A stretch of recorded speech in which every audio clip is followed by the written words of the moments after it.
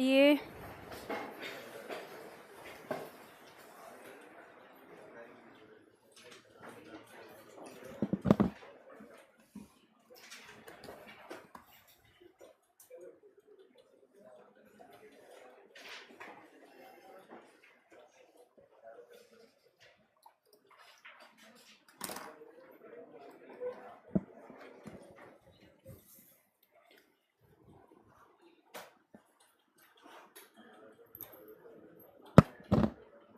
चलो आज हम लोग शुरू करते हैं अपनी क्लास। क्या पढ़ना है यहाँ?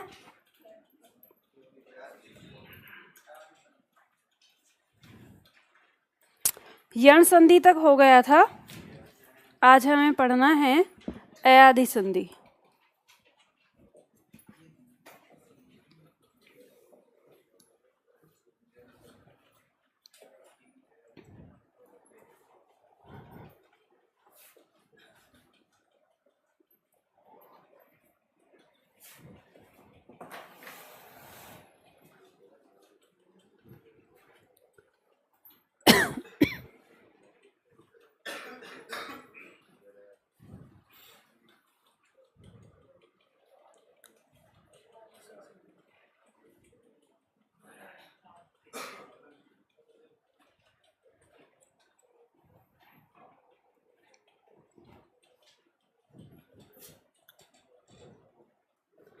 चलो लिखिए अयादि संधि की परिभाषा। कल हम लोगों ने ये जाना था कि अगर किसी ई या उ या री का मेल किसी भिन्न स्वर से होता है तो हमारा उत्पन्न विकार क्या होगा?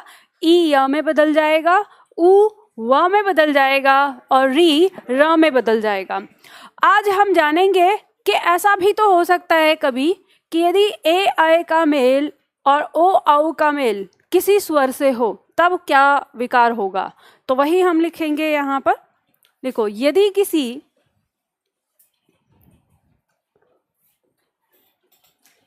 किसी ए आय, या ऑब्लिक मत करो, कॉमा लगा के लिखो, ए आय ओ आओ का मेल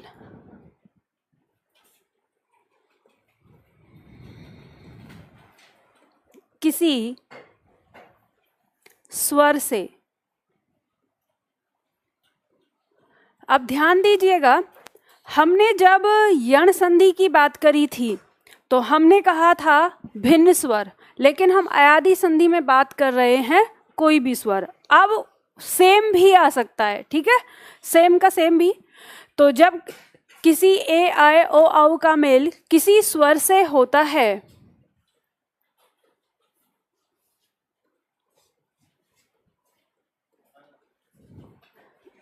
तो उत्पन्न विकार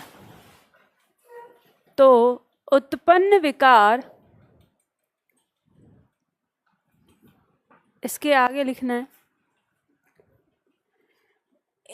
ए का आय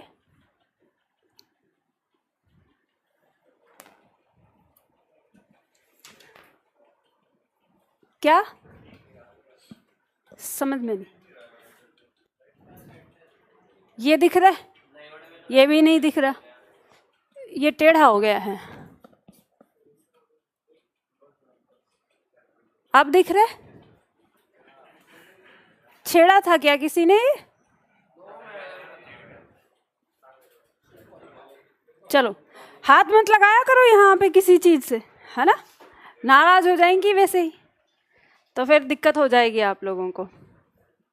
लिखो, ए का आय, आय का आय,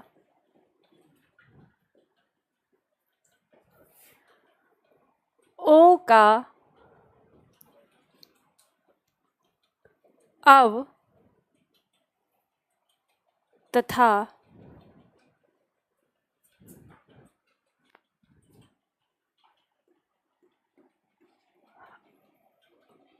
औ का आव हो जाता है।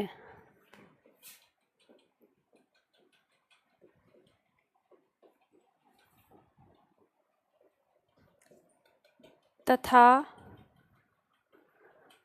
आने वाला स्वर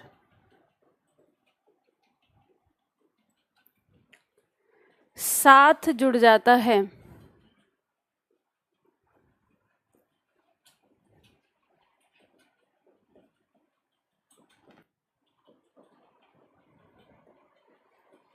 इसे अयादि स्वर संधि कहते हैं। इसे अयादि स्वर संधि कहते हैं। देखो ध्यान दो, जो पुराने छात्र हैं जिनके पास लिखा हुआ है, रफ कॉपी निकाल लो और लेखन में ना कोई कंजूसी नहीं करनी चाहिए, चाहे आपको 20 बार लिखना पड़े, क्योंकि अगर आपका हाथ नहीं चलेगा तो फिर आपका मुख चलेगा। और बहुत देर से मुझे गुनगुनाहट सुनाई दे रही है, अब मुझे पता भी है। उतार लिया ये, तो ध्यान रखिए मुख मत चलाइए। अब इसके नीचे लिखिए, मैं इसे मिटा रही हूं, ठीक है, ऊपर ही लिखूंगी। तो यहां पे हमने देखा ये क्या कह रहा है कि यदि किसी ए आय ओ आओ का मेल किसी स्वर से अगर हो रहा है, और यहाँ कोई भी स्वर हो सकता है 11 में से, ठीक है, वो भी जो यहाँ रखा है वो भी, तो जब इसका आपस में मेल होता है तो परिवर्तन, अब नियम हमारा वही लग रहा है घुसपैठिए वाला। परिवर्तन क्या होगा, प्रथम शब्द का अंतिम वर्ण ही परिवर्तित होगा। ये बदल जाएगा आय में, ये बदल जाएगा आय में, ये बदल जाएगा अव में, और ये बदल जाएगा आव में। यहाँ जो कुछ भी है वो सेम टू सेम आ जाएगा, और ये हमारा फॉर्मूला हो गया अयादि स्वर संधि का। आज हमारे साथ कुछ छात्र डेमो में भी हैं। कौन कौन डेमो वाले छात्र? देखो ध्यान देना, आज आप जिस जगह पे आए हैं, मतलब जिस पॉइंट पे हमारी क्लास आगे पहुंच गई है, यहाँ से अभी आपको ये बात समझ में नहीं आएगी कि क्या चल रहा है। पहले मैंने कहा घुसपैठिए वाला नियम, तो वो समझ में नहीं आएगा उसका क्या मतलब है, ठीक है। तो आराम से बैठ के देखो चुपचाप, जब क्लास का लास्ट होगा तब मैं आपको समझाने की कोशिश करूंगी कि क्या आपको समझना है। संधि चल रही है, संधि का तीसरा दिन है आज हमारा, तो तीसरा दिन, अब संधि आप जानते ही हो किस तरह से होगा, तो बाद में बात करेंगे, क्योंकि अभी इसे करने के बाद हम फिर दोबारा से एक रिवीजन करेंगे, तो आपको अंदाजा लग जाएगा। अब मुझे ये बताइए कि आप में से कितने छात्र हैं जिनको इसे याद करना मुश्किल होगा? कंफ्यूजन होगा क्या? होगा तो सही, अभी बोल रहे नहीं होगा, 2-4 दिन बाद फिर कंफ्यूजन होगा। ये आय आय कौन से वाला था, या आव कौन से वाला था? तो देखो याद करने के लिए पहले बता दे, तो तरीका याद कर लेना, ऐसा कुछ है नहीं, बस एक जैसे आप ना ऊट पटांग चीजें लिख के याद करते हैं, वैसा ही तरीका बता रही हूँ याद करने का। ये जो ए आय है, इसका जब आप लिखते हो इसको स्वर में, तो पहले नंबर पे इसे लिखते हो और दूसरे नंबर पे इसे। उसी तरह से जब आप स्वर लिखते हो ए और आ में, जो ये स्वर को लिखते हो, तो पहले नंबर पे इसे लिखते हो और दूसरे नंबर पे इसे। तो ध्यान रखना, परिवर्तन में इसके साथ अ आता है और इसके साथ आ आता है। जैसे यह परिवर्तित हुआ अ और इसके साथ आ, और सेम इसमें भी आ जाएगा, पहला नंबर दूसरा नंबर, इसके साथ अ और इसके साथ आ, ठीक है। और वह आया है, वह आप, अगर आपने यण संधि याद कर ली, तो यण संधि में आपने क्या याद किया था? ई का परिवर्तन हो रहा था य में, और ऊ का परिवर्तन हो रहा था व में। तो इसकी मदद से याद कर सकते हैं, क्योंकि आपको पता है ए में अंश है किसका? ई का, तो ये बदल रहा है य में। और ऊ में मतलब जो ओ है इसमें अंश किसका है, ऊ का, तो ये बदल रहा है व में। समझ गए। अब ये वाली चीज कहाँ से आई है, लिख लिया था ना ये चार्ट आपने।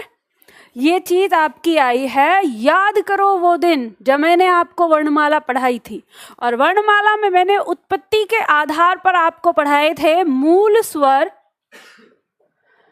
मूल स्वर में हमारे कौन कौन से थे, अ, ई, उ और री। और मूल स्वर के साथ पढ़ा था हमने संधि स्वर, यानी मूल स्वर के आपस में मिलने से संधि स्वर बने हैं। तो उस दिन हमने जाना था कि इस अ ने अपने साथ अ का मेल किया और बराबर एक दीर्घ स्वर बना दिया अ, ठीक है।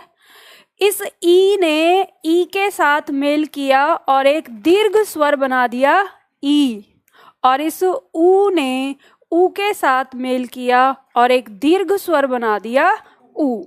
इस तरह से हमें मिल गया था। ये हो गए हमारे लघु स्वर और ये हो गए दीर्घ स्वर। तो दीर्घ स्वर हमें 3 मिल गए थे और इनको हमने सजातीय स्वर कहा था। सजातीय स्वर का मतलब समान जाति वाले। फिर हमारे इन लघु स्वर ने आपस में मेल किया, पहले तो अपने आप से मेल किया और फिर आपस में मेल किया। तो जब इस अ ने ई के साथ मेल किया तो दीर्घ स्वर ए बना, ठीक है। फिर इस अ ने दोबारा मेल किया किसके साथ, ए के साथ, तो क्या बन गया, अ बन गया। फिर इस अ ने मेल किया उ के साथ तो क्या बना, ओ बना। और फिर इस अ ने दोबारा मेल किया ओ के साथ तो क्या बना, आओ बना। और इस तरह से हमारे पास ये 4 आ गए जिनको हमने संयुक्त स्वर में रखा था। संयुक्त स्वर मतलब जब 2 अलग अलग वर्णों से मिलकर कोई एक वर्ण मिलता है उसे संयुक्त कहते हैं। और जब वो स्वर होता है तो संयुक्त स्वर, और जब वो व्यंजन होता है तो संयुक्त व्यंजन कहलाता है। तो ये हमने पढ़ा था, तो याद आया ना आप लोगों को। तो इसीलिए मैंने आपको कहा कि इसके अंदर किसका अंश है, ई का, और इस ई के माध्यम से हमने इनका उच्चारण स्थान भी याद किया था। तो इसी तरह से आप संधि का नियम भी याद रख सकते हैं, यण संधि से अयादि संधि याद रख सकते हैं, ठीक है। आपकी परीक्षा में पहले तो आता था शब्द, लेकिन आजकल क्या आने लगा है, जब आपसे प्रश्न पूछा जाता है किसी भी संधि के बारे में तो आपसे प्रश्न ऐसे पूछ लिया जाता है, आपसे कहेगा अयादि संधि है, आपको बताना है किस में। आपको कहेगा कि यहाँ दे देगा आपका मेल कि ओ प्लस ई, इस तरह से बराबर। अब इसका परिवर्तन किस में होगा, आपको पता है ये जो ओ है ये किस में बदलेगा, अव में बदलेगा, और ये ई लग जाएगा तो फाइनल रिजल्ट क्या हो जाएगा, अवी हो जाएगा ना, ठीक है। तो ये आपको एक ऑप्शन ऐसे दे दिया। दूसरा ऑप्शन आपको कह देगा ये दे सकता है कि अ प्लस ई, तो अ ई का मेल होके क्या रिजल्ट आता है, ए आता है। तो इसमें कौन सी हो गई, तो गुण संधि हो गई। तो ये ऐसा फॉर्मूला आपको दे देगा, तो उसके लिए आपको इसे याद रखना जरूरी है। अगर इसने शब्द दिया तब तो एक बार को आप पहचान लोगे ट्रिक के आधार पर, लेकिन आजकल ये ऐसे देने लगा है तो वहां पे फिर समस्या हो जाती है कि कैसे करना है, तो इसलिए आपको याद रखना है। अब चलो ध्यान दो, लास्ट हमने देखा आपका जो फॉर्मूला है, इसके बाद स्थिति कुछ इस तरह की आएगी। ये क्या है इसे मैं समझाती हूँ, ध्यान देना, लिखना नहीं है, ये लिखा है आपके पास, बस समझना है। पहली कंडीशन हमारे सामने ये आई कि अगर किसी ए का मेल किसी स्वर से हो रहा है, अब यहाँ पर इस स्वर का मतलब है 11 में से कोई सा भी स्वर, ठीक है। तो इसमें ये बदलता है किसमें, अय में बदल जाता है, और इसके साथ जो भी स्वर है वो इसके साथ आ जाएगा। इसका कहने का मतलब क्या है, अगर हम और इस विस्तार से लिखें तो ये कह रहा है कि यदि ए का मेल किसी अ से होता है तो ये बदलेगा अय में और ये अ इसके साथ आ जाएगा, ठीक है। अगर इस ए का मेल किसी ओ से होता है तो ये बदलेगा अय में, ये तो बार बार अय में ही परिवर्तित होगा और जो स्वर है वो इसके साथ आ जाएगा। इसी तरह से अगर इसका मेल किसी ऊ के साथ होता है तो ये बदलेगा अय में, और यहाँ पर इसके साथ क्या आ जाएगा ऊ। और फाइनल रिजल्ट आपको अगर लिखना है तो आप क्या लिखेंगे, ये हो जाएगा अय और ये हो जाएगा अयो और ये हो जाएगा अयु। ये कैसे हुआ समझ में आ रहा है ना आपको? ठीक है, इसी तरह से होगा। तो चलो उदाहरण करते हैं अब। जैसे हमारे पास एक उदाहरण में शब्द दिया है ने प्लस अन। ने प्लस अन। एक बात ध्यान दीजिएगा, जब आपकी अयादी संधि में आप बात कर रहे हैं तो अयादी संधि में जो शब्द होते हैं वो धातु होते हैं, यानी धातु और प्रत्यय, यही दो आपको मिलेंगे। धातु मतलब संस्कृत भाषा में हम क्रिया को धातु कहते हैं। इस ने का मतलब होता है देखना, ठीक है, और अन एक क्या है, प्रत्यय है। अन क्या है, एक प्रत्यय। तो हम इसको देखेंगे, परिवर्तन करेंगे। अब देखो अंतिम वर्ण क्या है इसका, खाना नहीं खा के आए क्या? मेरे पास ऑनलाइन वालों का की आवाज आ जाती है और लेकिन आप लोगों की आवाज नहीं आती है। खाना नहीं खा के आए क्या?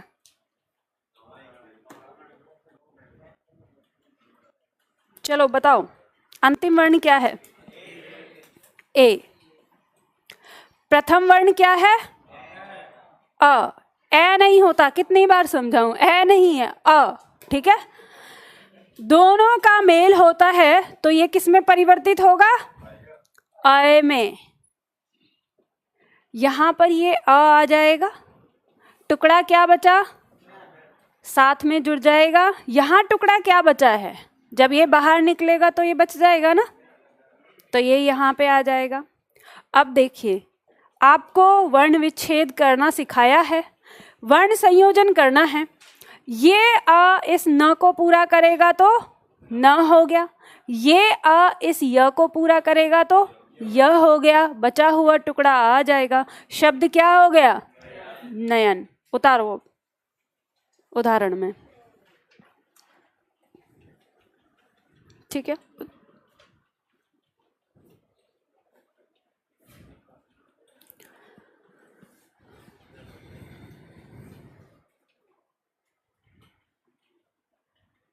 अब ध्यान दीजिएगा, जो आपको यहाँ मैंने ग्राफ बना के दिया है इसमें एक दो वर्ण नहीं है, तो ऐसा नहीं है कि वो नहीं होंगे सारे। मैंने पहले कह दिया 11 के 11 स्वर, तो 11 के 11 स्वर के साथ मेल होगा।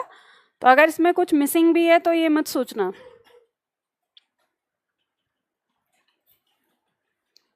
हो गया। अब देखो दूसरा उदाहरण देखते हैं। दूसरा हमारा कह रहा है आय। अगर आय का मेल हो रहा है किसी स्वर से तो ये आय किस में बदलता है, आय में बदलता है। ठीक है, इसी तरह से रहेगा। मिटा दूं इसको,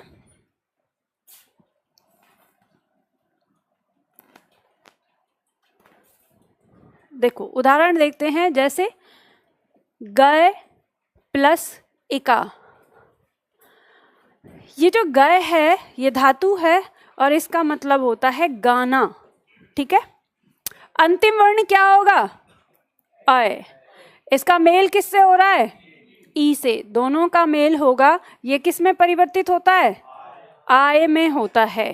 ठीक है, पेन बाद में चलाओ, पहले समझ लो इसे। इसके बाद बचा हुआ टुकड़ा, यहां पर क्या बचा टुकड़ा, हल के साथ बचागा। ये जो आ है इसको पूरा करेगा तो ये क्या हो गया, गा। और ये ई इस य को पूरा करता है तो ई, और आगे टुकड़ा, शब्द क्या हो गया, गायिका। ठीक है, उतार लीजिए।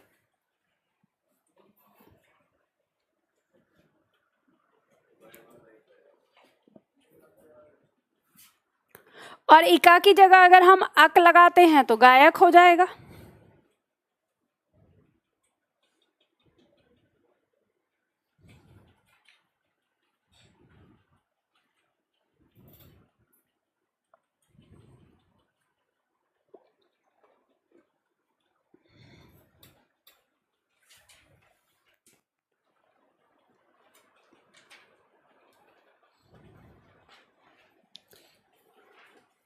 हो गया ये। चलो देखो तीसरा पॉइंट हमारा कह रहा है कि यदि किसी ओ का मेल किसी भी स्वर से होता है तो ये ओ बदलता है किसमें, अव में, और स्वर इसके साथ जुड़ जाता है। जैसे उदाहरण देखेंगे हम, हमारे पास मान लो शब्द उदाहरण दिया है पो प्लस इत्र। अंतिम वर्ण क्या है इसका, अंतिम वर्ण क्या है, ओ, प्रथम वर्ण ई, दोनों का मेल करेंगे, ये किस में परिवर्तित होगा, अव में। यहां ई को उतार लेंगे, इसके बाद टुकड़ा क्या बचा, त्र, इसके बाद क्या बचा आपके पास, प, हल के साथ। अब जोड़ देंगे इसको, ये जो अ है इस प को पूरा करता है, ये प हो जाएगा, ये ई इस व को पूरा करता है, वी, और त्र, शब्द क्या बन गया, पवित्र। उतार लीजिए।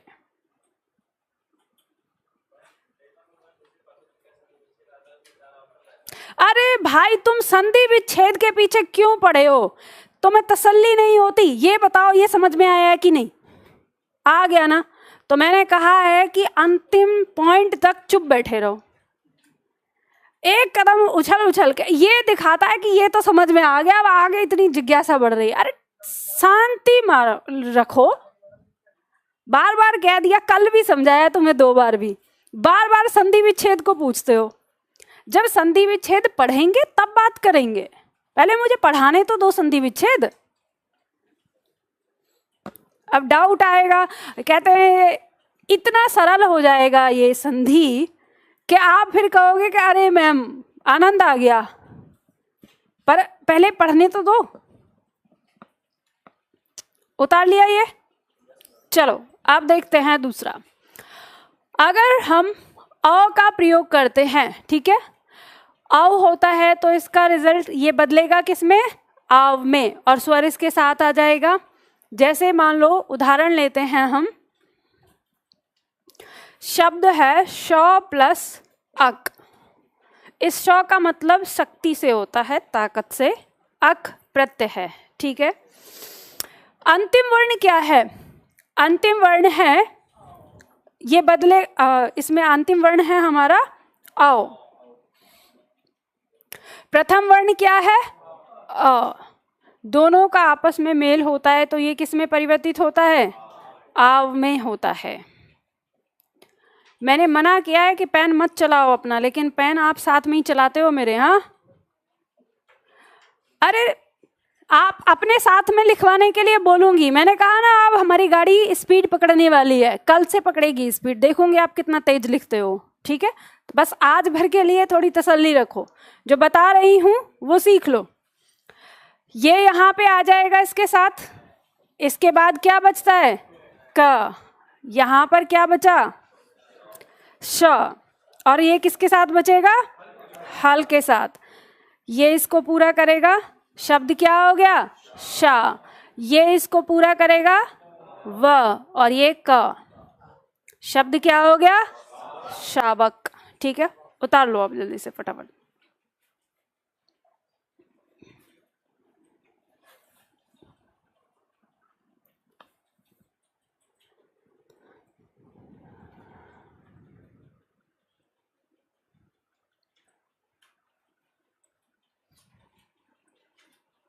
देखो 4 नियम होते हैं हमारी अयादी संधि में, 4 पॉइंट हमने पढ़ लिए। क्या सुना रहे हो, हमको भी सुना दो, हमें भी सुना दो, अकेले अकेले बस उनको ही सुना रहे हो, हाँ। क्या सुना क्या रहे हो, हाँ। शावक का क्या पूछ रहे थे, क्या होता है, वो इतने मतलब विद्वान हैं, आपको लगता है वो इतने विद्वान है तो आप मुझसे पूछो ना। लग तो नहीं ना मुझे वो पूछने वाला, इनकी अपनी कुछ और केमिस्ट्री चल रही है, क्योंकि यहाँ पे क्या हो गया, समझ में आ गया। ये तो समझ में आ गया, ये तो इजी लग रहा है। चलो इतनी देर फुर्सत का क्षण मिला है तो चलो बात कर लेते हैं। शौ, मैंने बताया शौ का मतलब है शक्ति, ठीक है, और इससे बना है शब्द शावक। शावक कहते हैं शेर का बच्चा, यानी जिसके अंदर शक्ति है। आने वाले समय में वो क्या है, शक्तिपुंज है। शेर का बच्चा क्या है, शक्तिपुंज, ठीक है। अब देखो यहाँ पे आप लोगों ने जो पढ़ा, अयादी संधि में 4 पॉइंट आपने सीख लिए। अब यहाँ पर कुछ उदाहरण दिए हुए हैं नीचे, ये आपको करने हैं।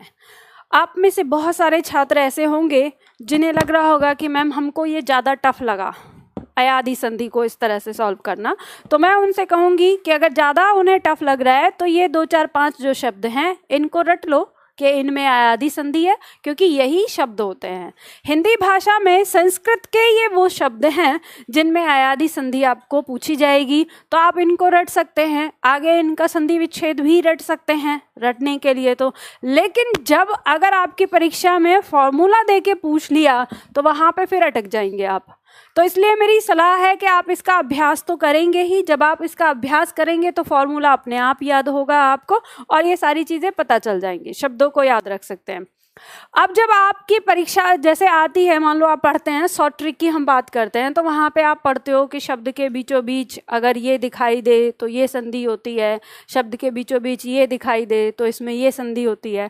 तो इस तरह की चीज़ें जो आप पढ़ते हैं तो वो आपकी तभी सफल होती हैं जब आपने पूरी संधि सीखी हुई होती है। अगर पूरी संधि नहीं सीखी तो उसमें कहीं ना कहीं गलती हो सकती है, ठीक है, गलती की संभावना रहती है। जैसे अब इसके आगे हम एक याद रखेंगे संधि की पहचान के लिए फॉर्मूला दिया हुआ है आपको। ये पांचों के पांचों फॉर्मूले आपको याद रखने हैं। संधि में अभी तक इससे पहले जो कुछ भी लिखा है वो सब आपका अभ्यास के लिए था। जो आपको याद रखना है वो बस ये जो फॉर्मूला दिया हुआ है ये याद रखना है। ये आपने याद कर लिया तो आप चाहे संधि करें चाहे संधि विच्छेद, दोनों चीज़ आपकी इसमें हो जाएंगी, ठीक है। तो अब बात करते हैं हम, हमारी क्लास में आज डेमो के कुछ छात्र आए हुए हैं। ये बताइए अभी जो हमने पढ़ा इसमें आपको कोई भी पॉइंट समझ में आया? कोई पॉइंट, शब्द को जोड़ना या शब्द को तोड़ना जैसे हम बता रहे थे, या कुछ भी समझ में नहीं आया? जिसको कुछ भी समझ में नहीं आया हाथ उठाए, बताओ। क्योंकि ऐसा हो सकता है, इसमें कोई शर्म की बात नहीं है, ऐसा हो सकता है कि आपको शब्द को जोड़ना भी नहीं आ रहा हो। जैसे मान लो अगर हमने यहाँ पे शौ लिखा, मैंने आपसे कहा अंतिम वर्ण क्या है, हमने अंतिम वर्ण यहाँ पे निकाल लिया, और फिर कहा यहाँ बच क्या गया, हमने कहा शौ बचा हल के साथ। आपको ये भी चीज़ नहीं समझ में आई होगी अगर आपने हिंदी को नहीं पढ़ा है तो इससे पहले। अगर आपने वर्णमाला की मेरी क्लास पढ़ी है, यूट्यूब पे देखी है कहीं, तो ये समझ में आ सकता है। और अगर नहीं पढ़ा आपने कहीं भी हिंदी तो ये बात भी समझना आपके लिए मुश्किल होगा, ठीक है। तो ध्यान दीजिए कि अगर ऐसा है कि ये सारे पॉइंट हमें नहीं समझ में आए हैं तो आपको स्टार्टिंग से पढ़ना होगा। तो मैं आपको यही कहूँगी कि आप मेरे यूट्यूब चैनल पर जाना आज घर पे जाने के बाद, और उसमें वर्णमाला वाला पहले पॉइंट पढ़ना। वर्णमाला की क्लासेस दी हुई हैं तो आप उन्हें देखेंगे तो आपको समझ में आएगा। क्योंकि संधि हिंदी का एक ऐसा टॉपिक है जो बहुत कठिन लगता है हमें, लेकिन उसे पढ़ने के लिए हमें पहले वर्णमाला का ज्ञान होना चाहिए, और जब हमें वर्णमाला का ज्ञान होता है तो हमें सारी चीज़ समझ में आती है। अब मैं आप लोगों को थोड़ा रिवीजन करा रही हूँ क्योंकि अब हम पढ़ने वाले हैं संधि विच्छेद, ठीक है।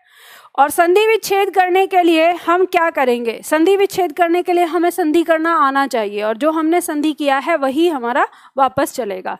तो जब सबसे पहले हमने दीर्घ संधि पढ़ी थी तो दीर्घ संधि में हमने क्या पढ़ा था? हमारे पास फॉर्मूला लिखा हुआ है। तो दीर्घ संधि में हमने पढ़ा था कि किसी ए आ का मेल यदि आपस में होता है तो उत्पन्न विकार क्या होगा? आ। किसी ई का आपस में मेल होता है तो उत्पन्न विकार क्या होगा? ई। किसी उ का अगर विकार होता, आपस में मेल होता है तो उत्पन्न विकार क्या होगा? उ, बड़ा उ। तो ये हमने पढ़ा था किसके अंदर? दीर्घ संधि के अंदर। अब हम देखेंगे, अब ध्यान दीजिए आपकी जो नोटबुक है उसमें विसर्ग संधि के बाद आपका संधि विच्छेद के लिए स्थान दिया हुआ है लास्ट में। इसमें पेज नंबर बता दो मुझे। इसके बाद वहीं पेज नंबर 26 26 या 27 देखो जो सा है, यहाँ पे खाली जगह दी है ना, तो यहाँ पे करना है आपको, ठीक, जो अब मैं यहाँ पे लिखवाऊंगी, यहाँ देखना है। तो सबसे पहले दीर्घ संधि का संधि विच्छेद करेंगे हम। तो पहले मुझे याद दिलाओ कि संधि कैसे करी थी आपने। जैसे मान लो शब्द हमने लिया था, हम एक शब्द ले रहे हैं परम प्लस आत्मा, ठीक है। तो आपको पता है जैसे परम प्लस आत्मा, हमने इसकी संधि कैसे करी थी, फॉर्मूला हमें पता ही है। अंतिम वर्ण क्या था, अ, और प्रथम वर्ण आ, इन दोनों का मेल किया था, तो दोनों के मेल से एक वर्ण आ रहा था आ, ठीक है। फिर इसके बाद यहाँ पे टुकड़ा क्या बचा हमारा, तमा, और यहाँ क्या बचा, परम। म के नीचे हल आएगा। हल क्यों आएगा, क्योंकि इस म से हमने स्वर बाहर निकाला था, इसलिए यहाँ आ जाएगा। अब हम इसको जोड़ देंगे। जब हम जोड़ेंगे तो ये स्वर है और ये व्यंजन है, तो ये स्वर हमेशा इस व्यंजन को क्या करता है, पूरा करता है, मात्रिक रूप में आ जाएगा। तो शब्द हमारा क्या हो जाएगा, परमात्मा। तो इस तरह से हमने संधि करी। अब ये हमने संधि की है, अब हमको करना है इसका संधि विच्छेद। हमारे सामने क्या शब्द दिया होता है, जैसे आपको दे दिया कि परमात्मा शब्द का आपको संधि विच्छेद करना है, ठीक है, ये आपको पॉइंट दे दिया। अब आपको क्या करना है, संधि विच्छेद के लिए आपको दूसरा चार्ट याद करना है। ये तो आपने याद किया, और दूसरा चार्ट क्या है, सबसे लास्ट में आपका 25 पेज पे होगा, ठीक है, विसर्ग संधि के बाद।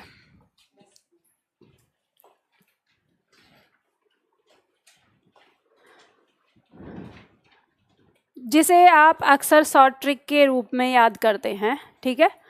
ये तो इसे अगर आप याद कर लेंगे तो ये आपको मदद कर देता है थोड़ा सा।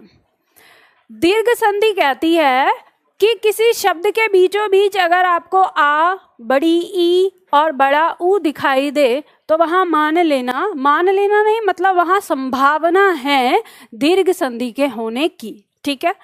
तो ये ध्यान देना है। फिर गुण स्वर संधि की जब हम बात करते हैं तो गुण स्वर संधि में हमें ये पॉइंट याद रखना है, किसी शब्द के बीचों बीच यदि हमको ए और ओ दिखाई दे तो संभावना है उसके अंदर गुण संधि के होने की, ठीक है। वृद्धि स्वर संधि में आता है, यदि किसी शब्द के बीचों बीच आय और आउ दिखाई दे तो संभावना है उसमें वृद्धि संधि के होने की। यण स्वर संधि में हमें पता चलता है शब्द के बीचों बीच अगर य, व और र दिखाई दे और इससे पहले कोई वर्ण आधा दिखाई दे तो वहाँ संभावना है यण स्वर संधि के होने की। और जहाँ अयादि स्वर दिया होता है तो शब्द के बीचों बीच य, व दिखाई देने पर संभावना होती है कि वहाँ अयादि स्वर संधि हो, ठीक है, केवल संभावना। अब ध्यान दीजिएगा, मान लो जैसे दे दिया कि शब्द के बीचों बीच आ दिखा है तो हिमालय में आ दिख गया, तो हमने कह दिया हिमालय में क्या होगी, दीर्घ संधि। तो हमारे बहुत सारे छात्र कहते हैं कि मैम जब इतना ही आसान था तो इतने दिन 5 दिन क्लास लेने की क्या ज़रूरत थी, ऐसे ही पढ़ा देते ना, 2 मिनट का काम है, 2 मिनट भी नहीं 3 सेकंड में सीखे संधि करना। थंबनेल देखा होगा ना, चुटकी बजाते ही सीखे संधि करना, तो वो चुटकी बजाते ही ना फिर वो अच्छी तरह से चुटकी बजा देता है हमारी। कैसे, हमने रट लिया ये। आप कहें हम मैम ऐसे भी तो कर सकते हैं ना, शब्द के बीचों बीच हमें जो दिखाई दे रहा है हम इसको मान लेते। तो शब्द के बीचों बीच हमें एग्जाम्पल भी मिल गया, नदीस शब्द दिया हुआ है, इसमें ई की मात्रा दी हुई है तो नदीस में हो गई दीर्घ संधि। अब हिमालय में आ दिया है बीच में तो इसमें हो गई दीर्घ संधि। तो शब्द लिख दिया हमने यहाँ पे राम, शब्द के बीचों बीच आ गया तो क्या हो गई इसमें दीर्घ संधि? नहीं, गलत हो जाएगा, दीर्घ संधि नहीं है इसमें। यहाँ पे पढ़ा हमने शब्द के बीचों बीच ओ दिखाई दे तो गुण स्वर संधि हो जाएगी, दिया है शब्द के बीचों बीच ओ दिखाई दे रहा है, चंद्रोदय, हो गई हमारी गुण संधि। आपसे एग्जामिनर ने पूछ लिया कि बताओ मनोरथ में कौन सी संधि है, तो शब्द के बीचों बीच ओ की मात्रा तो आ गई। और अब आप विसर्ग संधि क्यों बोल रहे हैं? आप तो गुण संधि लगा के आ जाओगे, शब्द के बीचों बीच यही बताया है चुटकी बजा के। तो कहने का मतलब है कि आपकी जो ट्रिक होती है वो ट्रिक कभी भी 100% कामयाब नहीं होती। ये ट्रिक आपकी 100% कामयाब तब होगी जब आपको पूरी थ्योरी पता होनी चाहिए। क्योंकि जब आप इस शब्द को देख रहे हैं ना कि शब्द के बीचों बीच आ का डंडा दिखाई दे रहा है, तो आपके दिमाग ने कैलकुलेशन कर लिया है कि ये हिम प्लस आल्य से मिलकर बना है, इसलिए आप इसे सही कह रहे हैं। लेकिन जब राम शब्द आता है तो आपको पता चल जाता है कि शब्द के बीचों बीच आ होने पर भी इसमें दीर्घ संधि नहीं है, क्योंकि हम इसे र और म को तोड़ेंगे तो दो सार्थक शब्दों में नहीं टूटता। तो अब बात समझ में आती है, इसका मतलब कुछ सार्थक शब्द की कुछ बात है। तो बात यह है कि जब हमने संधि पढ़ी तो उस दिन मैंने आपको एक पॉइंट बताया था, जब आपका शब्दों का वर्गीकरण का मैंने एक झलक दिखाई थी और कहा था कि हम उत्पत्ति के आधार पर या बनावट के आधार पर शब्दों को 3 भागों में बांटते हैं, रूढ़ शब्द, यौगिक शब्द और योग रूढ़। तो यौगिक शब्द के अंदर हमने पढ़े थे 4 प्रकार के शब्द, जिसे हमने शब्द निर्माण कहा, और उसी 4 प्रकार में पहला प्रकार पढ़ रहे हैं हम संधि। तो इसका मतलब ये है कि यौगिक शब्द कैसे बनते हैं, 2 या 2 से अधिक शब्दों के मेल पर बनते हैं। तो यौगिक शब्द जब शब्दों के मेल पर बनते हैं तो इन यौगिक शब्दों में यानी संधि शब्दों में 2 शब्द होंगे और ये 2 अक्षरों से नहीं मिलकर बनेगा।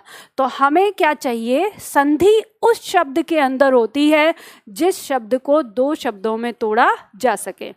अब इसमें शब्द में क्या होता है, ये आपको एक ऐसा तरीका कहता है कि 2 शब्द आपको मिले ना मिले, लेकिन एक सार्थक शब्द जरूर मिलेगा। ठीक है, एक सार्थक।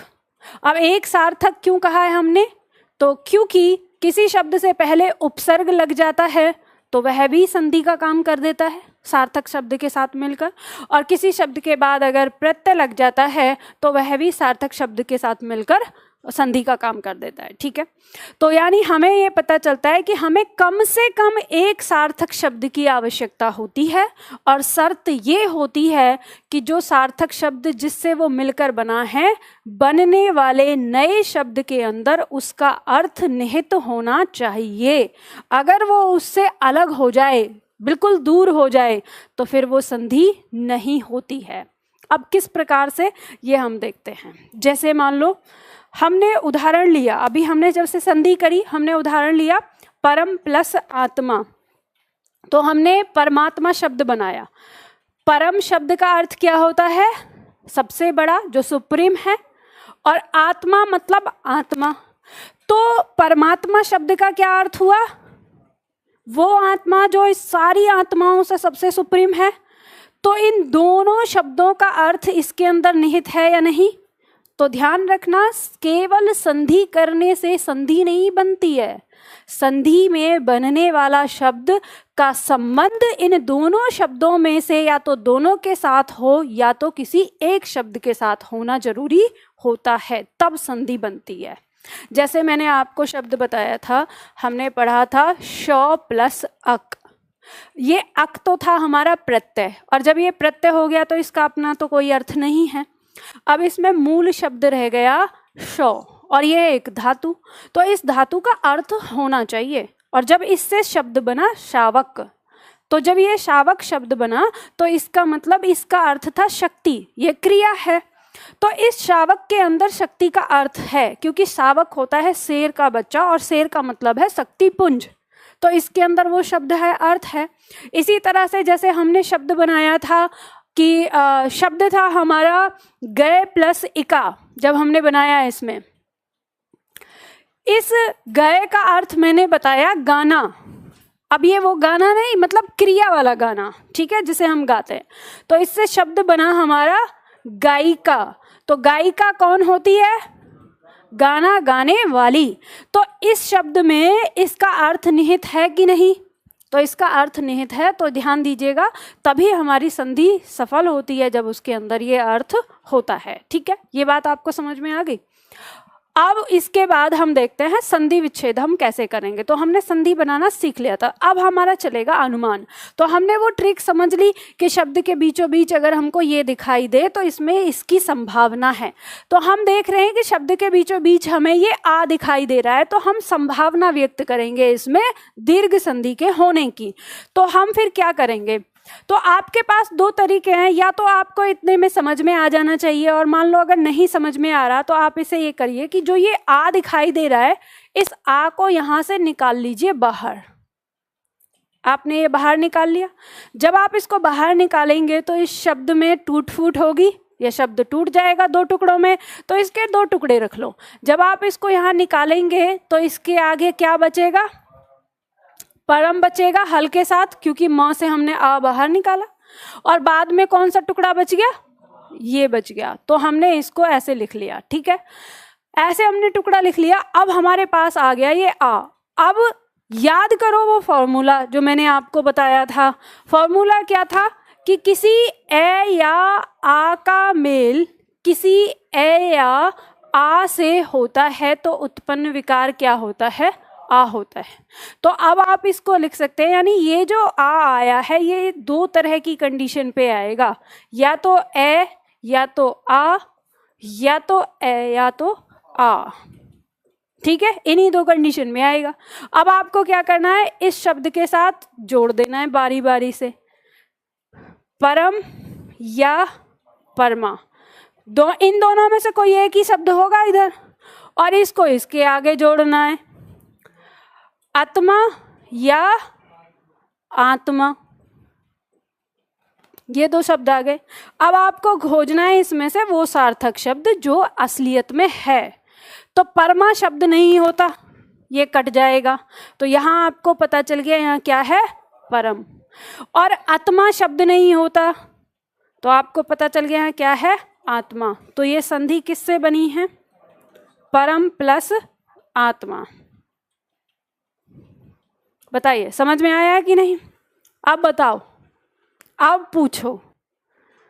बहुत देर से बेचैन थे, टुकड़ा तोड़ें और ये सारी चीज। और अभी एक बात और ध्यान रखना, अब ऑप्शन वाली बात मत पूछना, क्योंकि ये तो अभी करने में आपको लगा है बहुत लंबा टाइम। अब मैं आपको प्रश्न भी करवाऊंगी, उसमें समझाऊंगी कि 2 सेकंड में कैसे पहचाननी है संधि आपको, ठीक है। ये 2 सेकंड में पहचानने का तरीका आपको तभी आता है जब आप यहाँ 5 दिन देते हैं पूरा, समझ गए। उतारो जल्दी से फटाफट इसको, क्योंकि ये आपके लिए अभ्यास में काम करेगा बाद में। ये उतारना है बस, संधि विच्छेद वाला, ये नहीं, ये तो आपके पास है। जो संधि विच्छेद वाला है उसको उतारना है।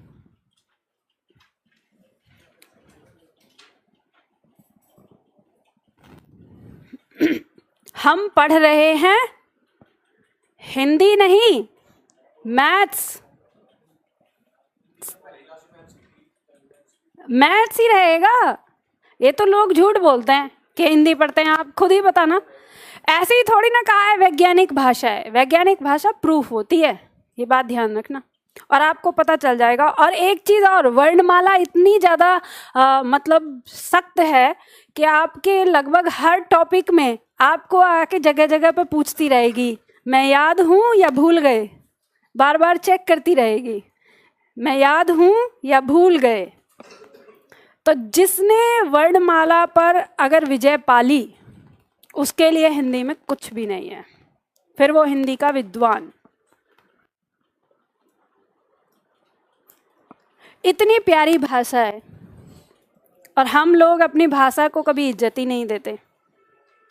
रात में गद्यांश पढ़ रही थी अब एसएससी जीडी के लिए। अच्छा हाँ, बता देती हूँ, एसएससी जीडी का क्रैश कोर्स 14 तारीख से शुरू कर रही हूँ मैं, ठीक है, अगले सोमवार से। इसका टाइमिंग रहेगा 2 बजे, और 2 बजे मतलब 2 बजे, क्योंकि ये ऑनलाइन भी रहेगा बैच, तो 2 बजे का मतलब 2 बजे डॉट शुरू होगा। तो जो ऑफलाइन वाले छात्र हैं इनका कोई चार्ज नहीं है, अगर आप आना चाहते हो तो आप तैयारी कर सकते हो, बैठ सकते हो उस बैच में। ऑनलाइन वाले छात्र हैं, अगर उनको लेना है तो उसके लिए आपको चार्ज देना पड़ेगा, क्योंकि वहाँ सर्वर चार्ज लगता है, ठीक है। तो ये बता दिया है। चलो ये उतार लिया आप लोगों ने। अब देखो, ऑनलाइन में वो तो तभी पता चलेगा, अभी तो बस मैंने इतना बताया। चार्ज मैं डिसाइड नहीं करती, मैं सिर्फ पढ़ाना, टाइम, डेट ये सब डिसाइड करती हूँ। चार्ज डिसाइड करती है टीम, तो वो जैसा होगा वो बता देंगे। चलो तो नेक्स्ट, अब देखो, अब आप लोगों को करके मुझे दिखाना है जल्दी से, फटाफट। मैं आपको कोई उदाहरण देती हूँ। एक शब्द है द्वारकाधीश, लिखो, बताओ शब्द आ गया? हाँ जी,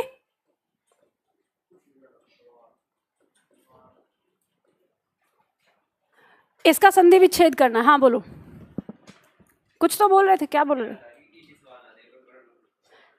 इजी सवाल ना दिया करो। अरे पहले इजी करके देखो, उसके बाद दूंगी टफ। पहले आसान, फिर उसके बाद टफ। पहले सीख तो लो, इसमें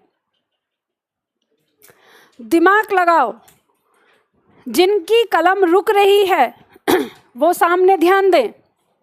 जैसे ही शब्द आ जाए, शब्द के बीचों बीच याद करना है, देखना है क्या है। अब यहाँ दो चीजें दिखाई दे रही हैं आपको, ई भी दिखाई दे रही है और आ भी दिखाई दे रहा है।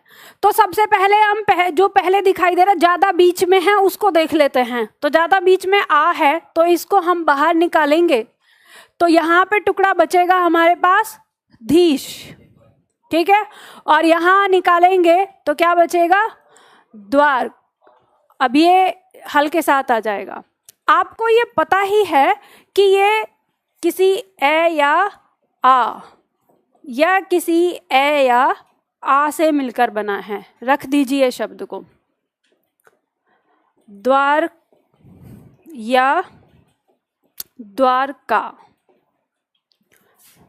अधीश या आधीश। और ध्यान दीजिएगा, अब आपको शब्द और पर्यायवाची और विलोम इन सब का ज्ञान होना चाहिए। इसको आप तभी समझ सकते हैं।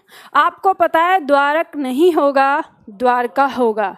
आपको पता है अधीश का मतलब होता है राजा, ठीक है। तो ये आधीश नहीं होगा, तो शब्द क्या हो गया? द्वारका प्लस अधीश, तो द्वारकाधीश मतलब द्वारका का राजा। समझ गए? चलो इसी तरह से अगला शब्द करो। शब्द दे रही हूं साधुर्जा।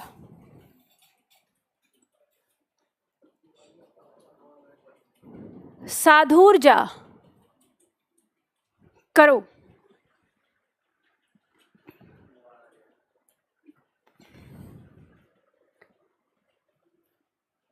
शब्द के बीचों बीच क्या दिखाई दे रहा है हमें?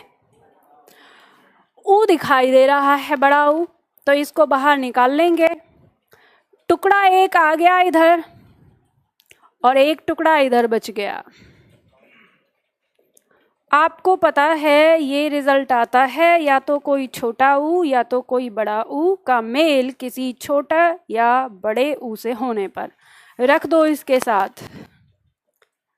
साधु और साधु, वर्तनी का ज्ञान होना जरूरी है। ऊर्जा या ऊर्जा, आपको पता है साधु नहीं होगा, साधु होगा, और ऊर्जा नहीं होगा, ऊर्जा होगा। संधि विच्छेद मिल गया, साधु प्लस ऊर्जा। समझ में आ गया? अब देखो, आपकी परीक्षा में जब प्रश्न आएगा तो किस तरह से आपको करना है।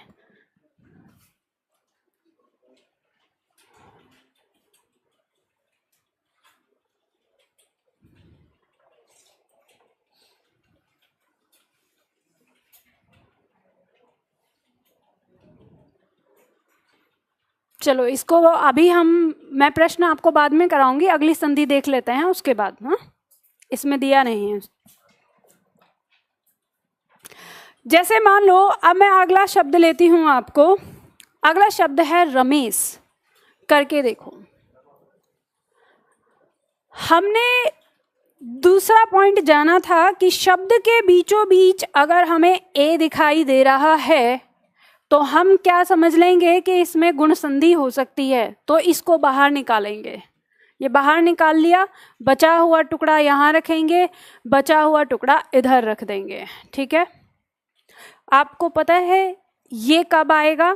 किसी ए या आ का मेल किसी ई या ई से होने पर। तो यहाँ रख लेंगे, शब्द हो गया रम और शब्द हो गया रमा, शब्द हो गया इस या शब्द हो गया ईश।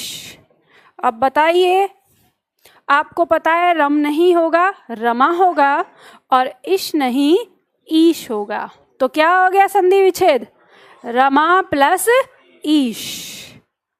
हाँ जी बालक, संधि विच्छेद बताओ, आ रहा है समझ में? आपके डाउट तक पहुंचे कि नहीं पहुंचे? पहुंच गए? हाँ, पढ़ने में जो पढ़ने में ठीक लगे। चलो अगला बताओ, छात्रावास। एक बात ध्यान रखिए, मुझे बहुत नफरत है शॉर्ट ट्रिक से और उलूल झुलूल वाली चीजों से। करो जल्दी से, फटाफट, टारगेट अब तुम्हारे लिए, जल्दी करो, बताओ मुझे। अरे कर तो दो पहले। छात्र प्लस आवास,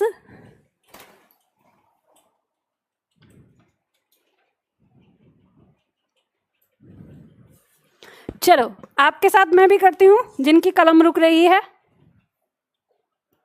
शब्द के बीचों बीच वाले आ को देख लेंगे पहले। आ, टुकड़ा बचा हमारे पास वास, इधर टुकड़ा बचता है छात्र, हल के साथ। इस आ का मतलब पता है, किसी ए या आ का मेल किसी ए या आ से हो। जोड़ देंगे आवास या आवास। छात्र या छात्रा। अब सही बताओ, छात्रा माने सार्थक शब्द तो ये भी है, और जब छात्रा प्लस आवास करोगे, चलो ये वाला तो मान लिया कि ये गलत हो गया। अब छात्रा प्लस आवास करोगे तो छात्रावास नहीं आएगा, नहीं आएगा। तो अब बताओ क्या सही है इसमें? छात्र सही है कि छात्रा सही है? छात्र कहने वाले जरा हाथ उठाओ, देखूं तो सही कौन कौन है। और छात्रा कहने वाले, क्यों छात्रा नहीं होगा क्या? छात्रा प्लस आवास छात्रावास नहीं होता क्या? ये बताइए, आपकी परीक्षा में अगर 2 पॉइंट आ गए, लिखा इसी तरह से, 2 पॉइंट आपको दे दिया, एक हो गया छात्र प्लस आवास और एक हो गया छात्रा प्लस आवास, 2 पॉइंट दे दिए। अब 2 तो आपने निकाल दिए गलत, अब 2 आए ए और बी, तो कैसे करोगे? कौन सा सही होगा? क्योंकि छात्रा प्लस आवास भी तो होता है, तो ऐसा सिर्फ यही शब्द नहीं, और भी कई सारे शब्द आ जाएंगे जिनमें इस तरह की स्थिति आ जाएगी। तो हमेशा याद रखना, हिंदी जगत में या हिंदी भाषा के अंदर एक गुण होता है, यदि किसी शब्द के पीछे स्त्री और पुरुष दोनों का समावेश पाया जाए तो वो हम पुल्लिंग रख सकते हैं। मतलब कहने का मतलब क्या है, देखो इसको इस तरह से समझो। जैसे मान लो मैं आपसे कहूं कि यहाँ पर कुछ लड़के खड़े थे, ठीक है, ये सारे लड़के हैं, तो इनको आप क्या बोलोगे, छात्र या छात्रा? और यहाँ पर कुछ लड़कियां खड़ी हैं, तो आप इन्हें क्या बोलोगे, छात्रा। अब अगर यहाँ पर लड़कियां आ जाएं, तो अब आप इनको छात्र बोलोगे कि छात्रा? क्यों? क्योंकि छात्र शब्द के अंदर लड़की भी आ गई और लड़के भी। लेकिन अगर आपने यहाँ देखा, यहाँ एक भी लड़का आ गया, तो आप इसको छात्र बोलोगे कि छात्रा? अब छात्रा कहने में क्या हो जाएगा, लड़का खो जाएगा, है ना। तो लड़के का अस्तित्व भी बनाए रखना है, तो लड़के का अस्तित्व बनाए रखने के लिए ये क्या होगा, छात्र। ठीक है, तो ऐसा ध्यान रखना, ये बात यहाँ कही जाती है। अब देखो ऐसे समझ लो, आपको कितनी अच्छी बात है, स्त्रियां जो है कितनी संतोषी होती हैं कि छात्र कहा, वहां पे अगर लड़कियां आके खड़ी हो गई तो अपने आप को ठीक है, हमें जरूरत नहीं है अलग से पहचान की, अब छात्र में ही बोल दो, है ना। लेकिन यहाँ एक लड़का भी आ गया तो कितना असंतोषी है कि नहीं, छात्रा बन के नहीं रह सकता, मेरी पहचान को कहीं ठेस नहीं आनी चाहिए। ठीक है, मजाक कर रही हूँ, ठीक है। होता क्या है, ये ध्यान रखिएगा कि जहाँ पे महिला और पुरुष दोनों एक झुंड में आते हैं तो उनके लिए कॉमन शब्द हम जो पुल्लिंग होता है, पुल्लिंग शब्द को हम रख लेते हैं। ठीक है, और जो केवल महिलाओं को दिखा रहा है तो वहाँ पे महिलाएं अलग से दिखानी होती हैं, तो इसलिए महिला शब्द आता है। तो जब ऐसी स्थिति आए कि ये भी सही है और ये भी सही है, तो ऐसे में हम चुनाव करते हैं कि उस शब्द का जिसमें महिला और पुरुष दोनों समा जाएं, तो वो किस शब्द में आता है, छात्र में। तो इसलिए ये दोनों शब्द सार्थक होने के बाद भी हम किसको सही मानेंगे, छात्र को। तो इसलिए छात्रावास, चाहे वो लड़कियों का छात्रावास हो चाहे लड़कों का, हम उसको क्या लिखेंगे, छात्र प्लस आवास में ही तोड़ेंगे। बात समझ में आ गई। तो ऐसे शब्द ध्यान देना। अब ये मैंने क्यों दिया था, क्योंकि आपने कहा था कि रम अच्छा नहीं लग रहा, रमा अच्छा लग रहा है, तो यहाँ तो दोनों अच्छे लग रहे हैं, तब कैसे चुनोगे। ठीक है, तो इसलिए ये अच्छा लगने वाली बात पे नहीं, बात क्या होगी, सार्थक शब्द। ठीक है, सार्थक, इसको ध्यान रखना। सार्थक का मतलब होता है जो अपने साथ कुछ अर्थ लिए होता है, तो ये अपने साथ जो अर्थ लिए होगा उसमें आएगा। ठीक है, चलो इसके बाद आपको बताना है, शब्द है जैसे सदैव, तोड़ के बताओ जल्दी फटाफट। हाँ जी,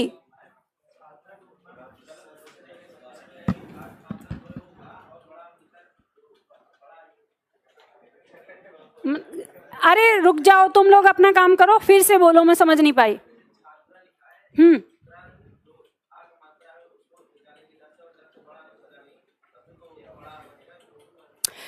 तो 4 स्थितियां हमारी, चारों पे एक ही रिजल्ट आना है, आ आएगा, उससे क्या फर्क पड़ता है, चाहे इधर आ हो।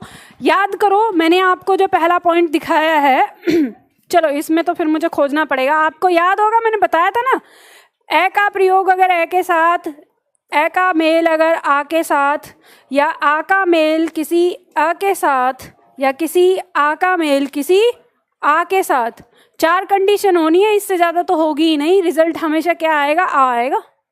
समझ गए, यही तो बताया था।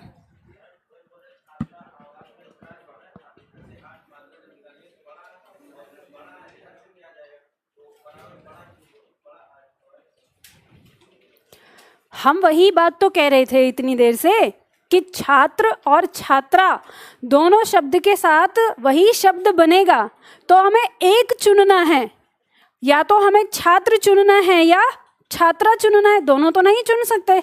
जब ऑप्शन की बात आए, अगर आपका सब्जेक्टिव है तो आप दोनों लिख दो, तब तो सही है। तो जब ऑप्शन आएगा और ऐसी चीज आ जाए तो फिर आप गलत किसको कहेंगे, तो आप दोनों को गलत नहीं कह सकते, तब आपको उनमें से बेहतर चुनना होगा, और बेहतर वो शब्द होगा जिसमें स्त्री और पुरुष दोनों समाते हों। तो वो पुल्लिंग शब्द के अंदर, जो आपका पुल्लिंग शब्द होता है उसके अंदर वो शब्द समाता है, तो इसलिए हमने छात्र लिया ना कि छात्रा।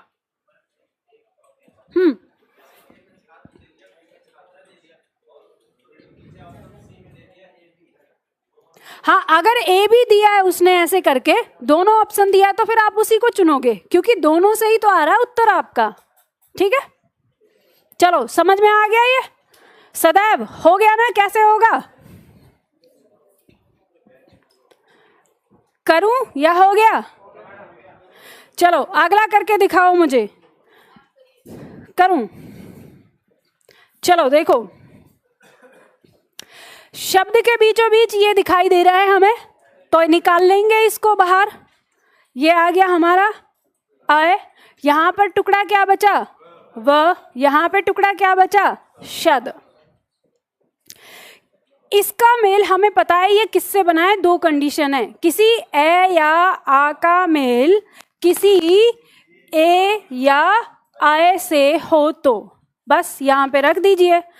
शब्द हो गया सद और शब्द हो गया सदा, और यहाँ पे शब्द आ गया एव और एव।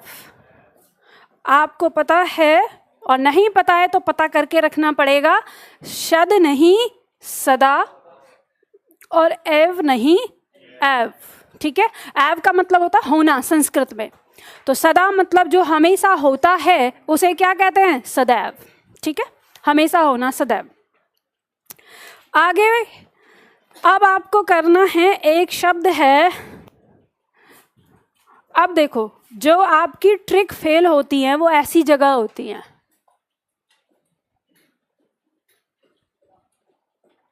दिव्यागम करो जल्दी से, संधि विच्छेद। अब जिन्होंने संधि करी होगी तो वो तो करने की जरूरत नहीं है, तुरंत बता दिया होगा, यानी जिसने अभ्यास किया है, मैंने कहा है ना पिछले 3 दिन में, तुरंत बता देगा कि कहाँ से हुआ है। और जिसने अभ्यास नहीं किया उसको घंटी बजेगी, टन टन, ये कैसे आ गया। अब जिन्होंने अभ्यास किया उनके चेहरे पे एकदम से चमक आ जाती है, अरे वाह इतना सरल। अब बताओ, इजी, आसान,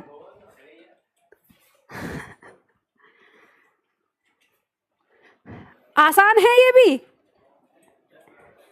आसान है ये भी, नहीं है? अरे तुमसे ही पूछ रही हूँ, तुम ही ने कहा ना मैम आसान दे रही हो। अब लग रहा है ना, अब लग रहा है कि नहीं आसान नहीं है। जल्दी देखो, 2 ट्रिक आ रही हैं आपकी। मैंने कहा ना कभी भी ट्रिक आपका साथ नहीं देती है, वक्त आने पे वो होती है। आप 100 ट्रिक को कह सकते हैं कोठरी का यार, मुहावरा आता है ना, कोठरी का यार, यानी जब कमरे में आपके साथ बैठा, अरे भाई है तू तो अपना, तेरे लिए ये कर देंगे, तेरे लिए वो कर देंगे, और जब मौका मिलता है तब अंगूठा दिखा देता है, मतलब 9 2 11 एकदम से। तो वैसे ही है ये ट्रिक। अब यहाँ पे 2 ट्रिक आ रही हैं, शब्द के बीचों बीच आ दिखाई दे रहा है, ठीक है, तो दिमाग कहेगा कि दीर्घ संधि। फिर शब्द के बीचों बीच य दिखाई दे रहा है और य से पहले आधा वर्ण दिखाई दे रहा है, तो यण संधि भी आ रही है। तो आपको यहाँ पर दोनों ही करने पड़ सकते हैं। तो अब आपको ट्रिक यहाँ पे काम नहीं करेगी, तो यहाँ पे काम करेगा आपका लॉजिक, जो मैंने आपको बताया कि सार्थक शब्द होने चाहिए। तो आप देखेंगे यहाँ पर सबसे पहले, अब मैं 2 तरीके से करा रही हूँ। सबसे पहले आप देखेंगे जो ठीक शब्द के बीचों बीच है, अगर उसको तोड़कर, तो यहाँ आप आ निकालेंगे। अब मैं ज़्यादा नहीं करूँगी, अब तक आप समझ चुके। तो यहाँ पे हम क्या बनाएंगे, गम, और ये गम 2 टुकड़ों में आ जाएगा, अगम और आगम, ठीक है। यहाँ देखेंगे तो यहाँ पे शब्द बनेगा दिव्य और देव्या। अब आपको यहीं पे पता चल जाएगा कि आगम शब्द तो होता है लेकिन दिव्य या देव्या शब्द नहीं होता। आप इसको कैसे बोलेंगे, ठीक है। तो ये नहीं है, दिव्य शब्द होता है लेकिन यहाँ लिखा है दिव्य, तो इसका मतलब कुछ गड़बड़ है। तो जो गड़बड़ है तो आप समझ जाएंगे कि फिर इसका मतलब इसमें दूसरी ट्रिक लग रही है कि ये यण संधि है। तो जब ये यण संधि है तो फिर आप यण संधि के अनुसार इसको बाहर निकालेंगे। आप देखेंगे कि यहाँ पर य दिख रहा है, तो इस य को बाहर निकालेंगे। ये य आपने बाहर निकाल लिया। यण संधि का फॉर्मूला आपको याद है, हमने पढ़ा था कि किसी ई या ई का मेल किसी भिन्न स्वर से, ठीक है। अब मैंने वही लिख दिया है जो यहाँ पे होने वाला है, बाकी आपको पता है ऊ का मेल भिन्न स्वर से भी या री का मेल भी, ठीक है। तो यहाँ हमें पता है ये या आ गया। अब यहाँ पे जो हमारे पास टुकड़ा बचा है, या फिर इसको पूरा ही निकाल लो तोड़ने के लिए ना या को, ठीक। अब यहाँ पे टुकड़ा बच गया हमारे पास गम, और यहाँ पर क्या बचा, देव हाल के साथ। अब ये जो या है आप इसको 2 हिस्सों में तोड़ लो, और स्वर और व्यंजन। अब ये इसका व्यंजन, ये इसका स्वर, इससे तो ये शब्द आपको मिल गया। ये शब्द क्या होगा? आगम। ठीक है। अब ये जो य है, या तो कोई छोटी ई या तो कोई बड़ी ई का परिवर्तन हुआ है य में, क्योंकि आपको नियम याद है य किस में ई किस में बदलता है? ई बदलता है य में। तो अब इसके साथ रख लो देव, मतलब ये आ जाएगा ई देवी और या देवी। तो आपको पता है ये वर्तनी गलत है, ये गलत हो जाएगा। अब आपको मिल गया देवी प्लस आगम, और देवी प्लस आगम ही क्या कहलाता है? दिव्यागम।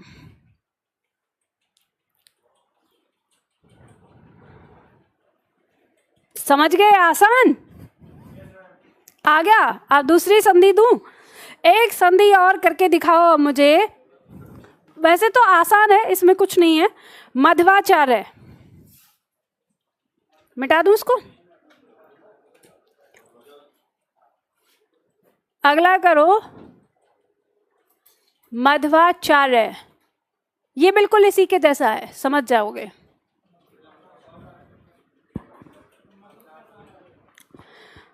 अब इसमें आपको ये बात ध्यान रखनी है, जिस शब्द के अंदर, शब्द के बीचों बीच आपको आ भी दिखाई दे और वह से पहले आधा वर्ण भी दिखाई दे, तो उसमें सबसे पहले यण संधि की संभावना व्यक्त करते हैं। ठीक है। दीर्घ संधि बाद में, पहले यण संधि की संभावना व्यक्त करते हैं। तो मिटा दूं इसको? तो उसी हिसाब से हम चलेंगे।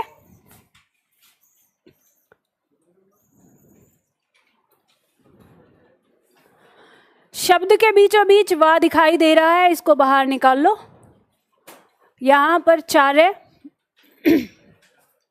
यहां पर बच गया मध। इस वा को भी दो टुकड़ों में तोड़ लो। ये इसका स्वर तो मिल गया, शब्द हो गया आचार्य। ये जो व है, या तो कोई छोटा ऊ है या तो कोई बड़ा ऊ। रख दो इसके साथ मधु या मधु। तो आपको पता चल रहा है क्या होता है? मधु होता है कि मधु? छोटा ऊ कि बड़ा ऊ? क्या होता है? अरे छोटा ऊ होता है, मधु। ठीक है। तो शब्द क्या हो जाएगा? मध्वाचार्य। मधु का मतलब होता है शहद। आगे बढ़ो, और शब्द दूं या हो गया? अच्छा एक शब्द और करो, मात्रा ज्ञा। पहले किया है ना? मात्रा ज्ञा, जल्दी से करो।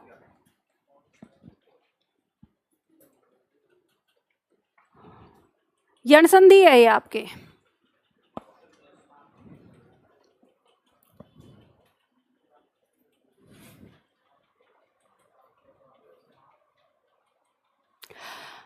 ऑनलाइन में छात्र कह रहे हैं कि मैम शब्दावली को भी कराओ।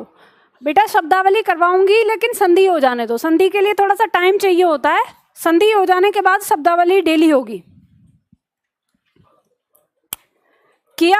अब देखो, जब ये आएगा, एक बात ध्यान रखना, आपको शब्द के बीचों बीच अगर त्र दिखाई दे तो इसमें हमेशा याद रख लेना। ये जो त्र दिखाई दे तो हमेशा याद रखना कि इसका मतलब क्या है, ये है। अब र के साथ आ आया है तो ये आ जाएगा। आपको इस टुकड़े को अलग रख देना है। ये हो गया यहाँ पर मात, टुकड़ा आपने निकाला है र बाहर, और यहाँ पर ये टुकड़ा आ गया। दो हिस्सों में तोड़ेंगे, र और आ। ये शब्द आ गया आपके पास आज्ञा, और ये जो र है ये बदलता है री में। कुछ करना ही नहीं है। शब्द क्या हो गया? मातृ।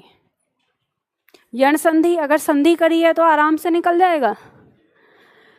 अब देखो, जो आज आए हमारे छात्र डेमो में, ईमानदारी से बताएं, जो मैं यहाँ पे ये बता रही हूँ ये करने में आपको मुश्किल आ रही होगी। क्यों? क्योंकि आपको ये फॉर्मूला नहीं पता जो हम यहाँ पे प्रयोग कर रहे हैं। और जो बाकी और छात्र हैं वो बताएं कि आप बताइए, आपको परेशानी हो रही है या आपको पता है कि कौन सा आएगा? पहले से पता है, क्योंकि आपने संधि करके देखी है। तो वही मैंने कहा था कि संधि विच्छेद आप तभी कर सकते हैं जब आपको संधि करना आता होगा। समझ गए?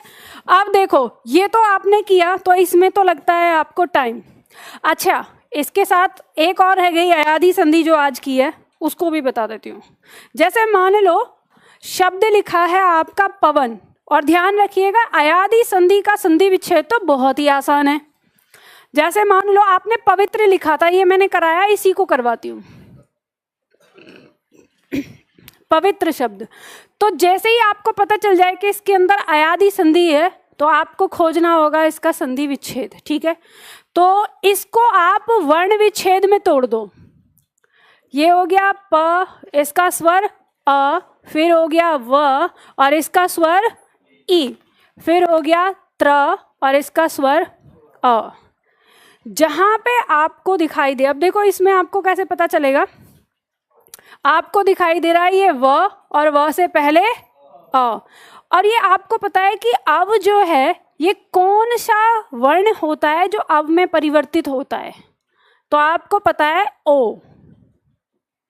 यही तो याद नहीं है, अभी तो आज ही तो पढ़ाया है, अब ही तो होता है। तो आपको यहां मिल गया, प में इसको जोड़ना है, और ये वाला जो हिस्सा बच गया इसको जोड़ दो,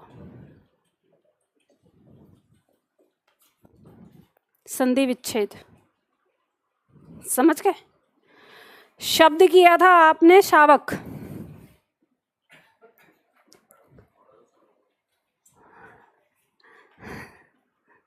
कौन बोल रहा था? समझने वाले, अच्छा आप कह रहे थे। लिखना है, चलो लिखो।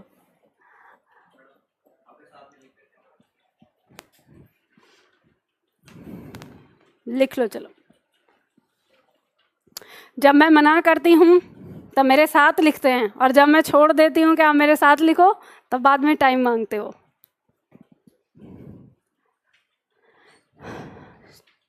अब ये बताओ ये आसान है कि नहीं? ध्यान देना, इससे पहले जितना भी कच्चा माल आपने सीखा है वो आपके पास अगर है तो संधि बहुत आसानी से कर लोगे। ठीक है, तो ये कच्चा माल ही था। ये आता है आपको, ये सिखाया ना, वर्ण विच्छेद, वर्ण पल्लवन और वर्ण संयोजन। परीक्षा में डायरेक्ट प्रश्न तो आता ही आता है, लेकिन आपके किसके लिए? संधि के लिए और प्रत्यय के लिए, दो चीजों के लिए बहुत इंपॉर्टेंट है। हो गया ये?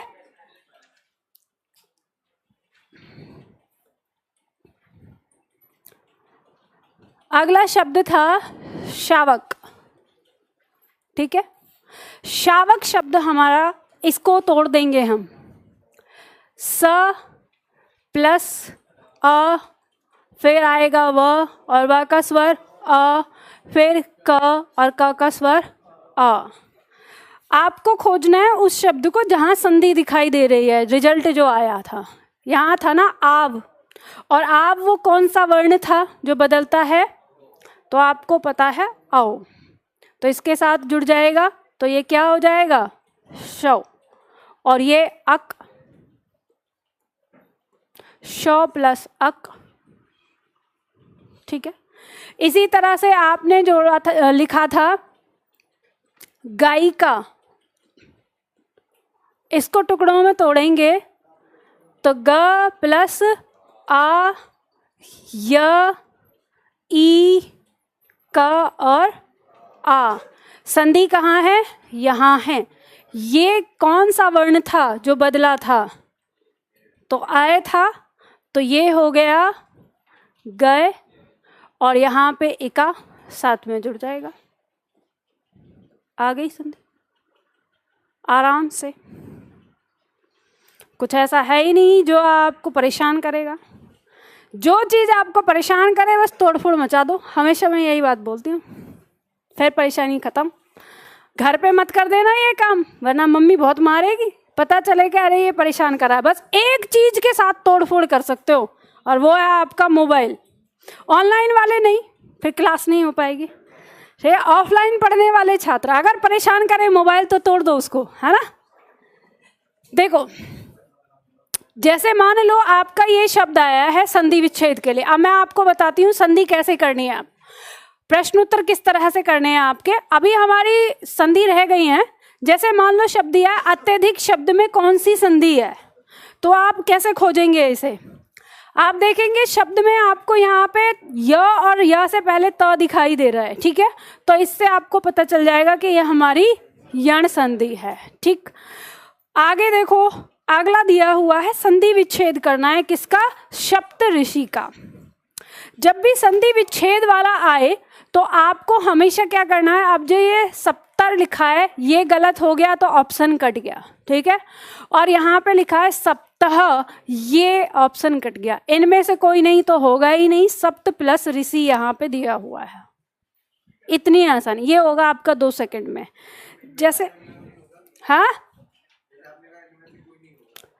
इनमें से कोई नहीं, क्योंकि वो पूछ रहा है तो होगा तो जब देखेंगे। मान लो सप्त मतलब 7 है और री है, इसलिए ठीक है, हो भी सकता है, लेकिन अभी तक का अनुभव यही कहता है कि ऐसा होता नहीं है। एग्जामिनर तो नहीं रखता, निधि मैम तो रख सकती हैं जब प्रश्न बनाए, एग्जामिनर नहीं रखता है। देखो अब इसमें और जैसे आपकी दिया है पित्राज्ञा का संधि विच्छेद आपको करना है। और याद रखना, अगर आपको ऐसा लगे परीक्षा भवन में आपके ऊपर प्रेशर भी होता है तो कई बार सही क्वेश्चन भी आपको कैसा लगता है, डरावना लगता है, तो उस समय आप क्या कर सकते हैं। जैसे मान लो सप्त प्लस ऋषि आया था, आपको क्या देखना है, अंतिम वर्ण क्या है अ, प्रथम वर्ण क्या है री, जोड़ के रिजल्ट निकाल लो, जहां आपको मिल रहा है उसमें तो वही हो जाएगा, ठीक है। इसी तरह से पित्राज्ञा का संधि विच्छेद दिया है जैसे, तो यहाँ पे देखेंगे, ध्यान देना कि आपको इतना तो पता चल जाएगा पित्राज्ञा शब्द के अंदर स्वर संधि है। जब स्वर संधि है तो दोनों तरफ स्वर का मेल होगा, तो यहाँ तो हल लगने के बाद विसर्ग हो गया, व्यंजन हो गया ना, तो कट जाएगा ये। अंतिम वर्ण री मिल रहा है, प्रथम वर्ण आ मिल रहा है, इनके दोनों के मेल से बनती है संधि हमारी पित्राज्ञा। लेकिन यहाँ देखेंगे ये आ और आ है तो ये पिताज्ञा होना चाहिए, तो ये कट जाएगा। और यहाँ पे देखेंगे पित्र और आज्ञा, तो ए और आ के मेल से फिर आ होना चाहिए, तो ये नहीं होगा, कट जाएगा। आपका ऑप्शन मिल जाता है आपको यहाँ। आपको चारों फॉर्मूले पे, मतलब जो चारों पॉइंट है उन पे फॉर्मूला आजमा के देखना है कि कौन सा होगा, ठीक है। इसी तरह से जैसे शब्द दिया है आपका, इसमें